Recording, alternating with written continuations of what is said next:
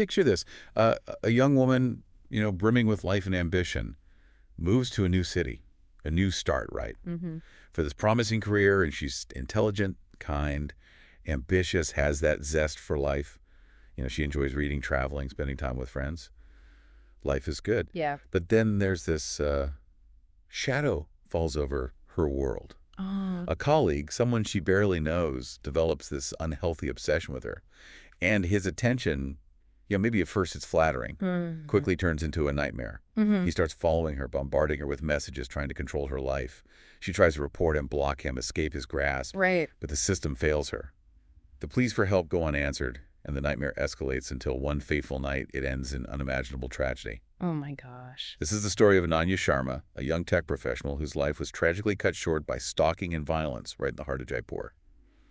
And the question that lingers, is could this have been prevented? It's a question that I think haunts us in so many of these cases because when you look back, there are almost always these warning signs, these patterns of behavior that, if recognized, could have potentially changed the course of events. This is CrimePod Castle's Twisted Love series. In this deep dive, we're going to go beyond those headlines and into the complexities of stalking, the psychological factors that drive it, and the systemic failures that often allow it to escalate to such horrific ends. Okay, so let's start by getting to know Ananya. I mean, who was she beyond the tragic headlines? Well, Ananya was 26 years old, a software engineer. She had moved to Jaipur from Udaipur to pursue her career. Friends and family describe her as intelligent, kind, ambitious with this real zest for life. She loved reading, traveling, spending time with her loved ones.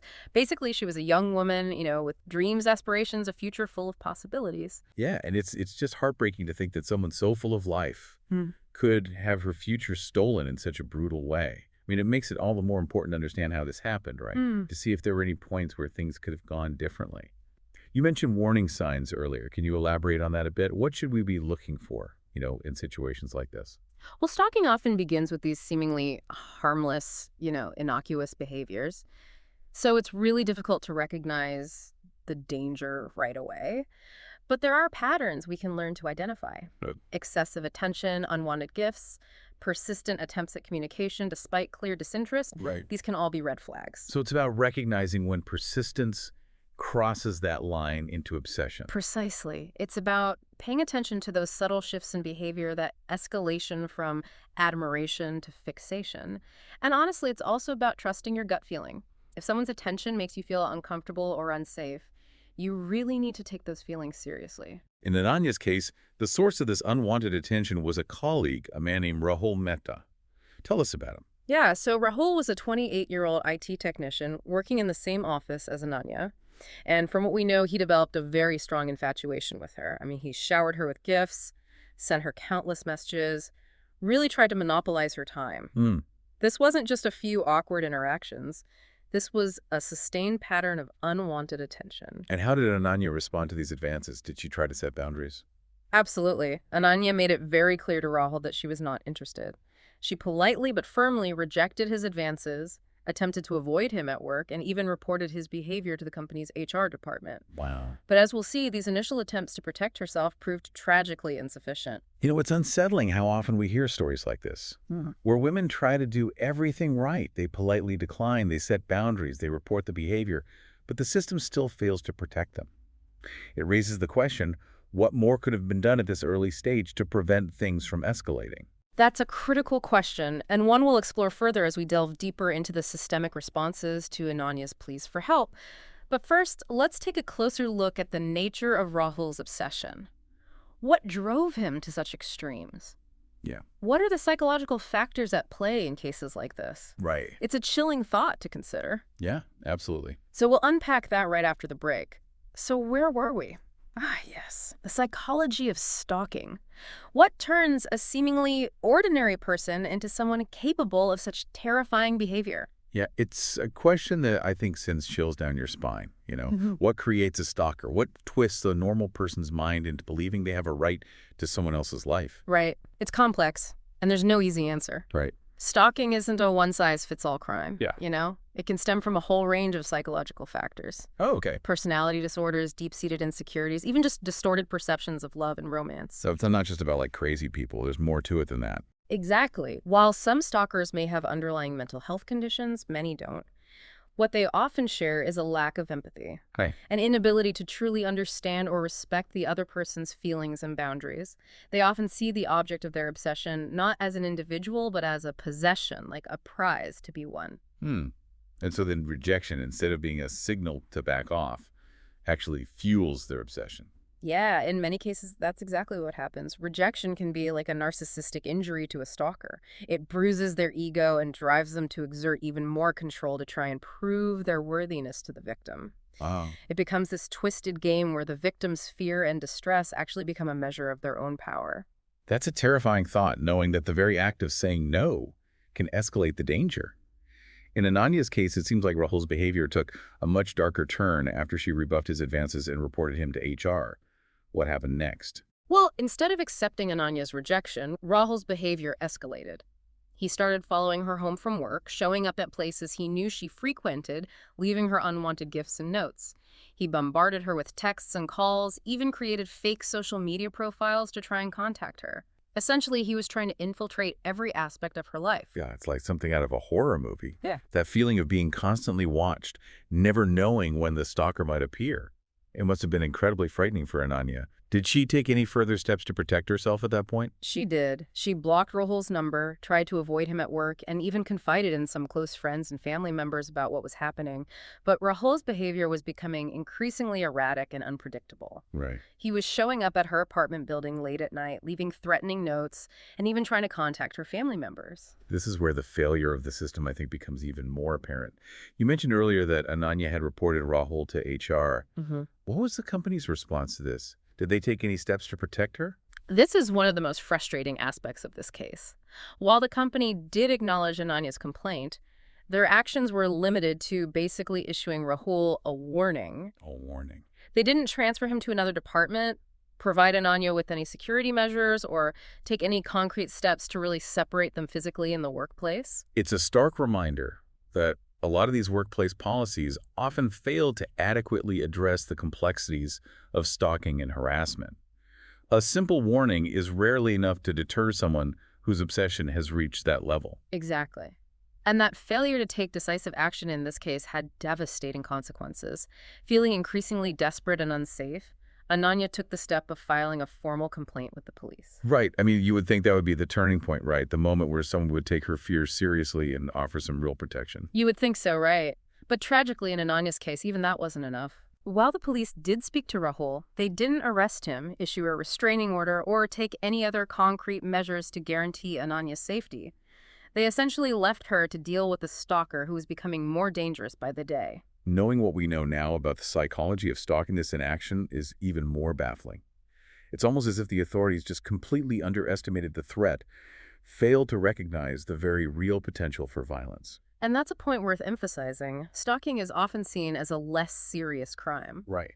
But it's a huge red flag for potential violence. The fact that Rahul was so fixated on controlling Ananya that he was escalating his behavior despite her clear rejection, all of that should have set off alarm bells. And yet the system failed her at every turn. Ananya did what she was supposed to do. She reported the behavior, she sought help, she tried to protect herself, but it wasn't enough. It makes you wonder what more she could have possibly done. And that's the heartbreaking reality of so many of these cases. Even when victims take all the right steps, they're often left incredibly vulnerable because of these systemic failures and just societal misconceptions about the nature of stalking. In Ananya's case, these failures had fatal consequences. No, it's hard to believe that in this day and age, a young woman can do everything right. Report harassment, seek help, try to protect herself, and still fall victim to such a preventable tragedy. It just makes you question, the very systems that are supposed to be there to keep us safe. Yeah, and what's particularly disturbing about Ananya's case is that this wasn't an isolated incident. Right. It really reflects a broader societal issue of how we address stalking and harassment, particularly against women. Right. Too often these crimes are downplayed or dismissed as just domestic disputes or lovers' quarrels, when the reality is they are very serious offenses with potentially devastating consequences. So it's not just about the individual failings of a particular HR department or police officer. Right. But about a systemic failure to recognize the gravity of the threat. Exactly. We need to move beyond simply reacting to stalking incidents and start focusing on prevention. Okay. And that means educating the public about the warning signs, training law enforcement to recognize those escalation patterns, and implementing stricter laws and consequences for perpetrators. So let's talk about those warning signs. Yeah. You mentioned earlier that stalking often starts subtly. So what are some of those red flags that people should be aware of, not just in their own lives, but also in the lives of their friends and loved ones? Yeah, so stalking can manifest in a lot of different ways, but some common patterns include unwanted contact, Right. persistent phone calls, texts, emails, social media messages. Then there's also physical following, Right. showing up uninvited at the victim's home workplace or social gatherings.